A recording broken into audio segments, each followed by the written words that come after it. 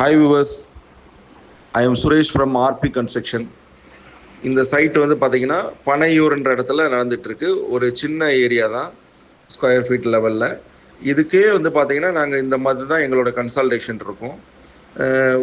Gravel fill பண்ணி consultation முடிச்சதுக்கப்புறம் இந்த எர்த்ராமர் மிஷின் வச்சு வைப்ரேட் பண்ணுவோம்.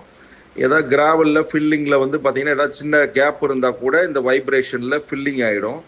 அதுக்கப்புறம் வந்து பார்த்திங்கன்னா பெஸ்ட் கண்ட்ரோல் பண்ணுவோம். அதையும் நான் உங்களுக்கு வீடியோவை போடுறேன் நெக்ஸ்ட்டு. அதுக்கு மேலே வந்து பார்த்திங்கன்னா ஆர்சிசி ஃப்ளோரிங் போடுவோம்.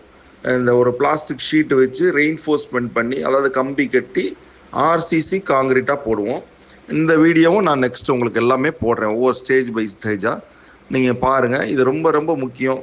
அப்போ தான் வீட்டில் வந்து தரை இறங்காது, ஈரத்தன்மை வந்து மேலே ஏறாது. சில வீட்டிலலாம் பார்த்திங்கன்னா எப்போவுமே சில்லுன்னு இருக்கும், அந்த ஈரத்தன்மை ஃபுல்லாக மேலே ஏறிட்டே இருக்கும். கிரானைட்டோ இல்லை மார்பிள்ஸோ போட்டோம்னா அந்த அரிக்க ஆரம்பிச்சிடும்.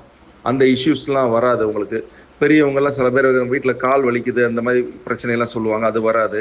இந்த கரையான் பிரச்சனை உங்களுக்கு வராது. என்ன கரையான் மருந்து ஊற்றினாலும் உங்களுக்கு மேலே ஆர்சிசி காங்கிரீட்டாக போடும்போது உங்களுக்கு எந்த கேப்பும் இருக்காது. அந்த கரையான்லாம் உங்களுக்கு மேலே வராது. எறும்பு அரிக்கிற பிரச்சனை வராது. இதுக்காக தான் நாங்கள் இதை பண்ணுறோம். அதே மாதிரி ஜாயினரிஸ், அதாவது நிலை ஜன்னல்லாம் இருக்குது இல்லைங்களா, அதுலலாம் வந்து பார்த்திங்கன்னா ஈரத்தன்மை ஏறி கீழே மக்கிரும். அந்த பிரச்சனையும் உங்களுக்கு தவிர்க்கிறதுக்காக இந்த மாதிரி பண்ணுறது.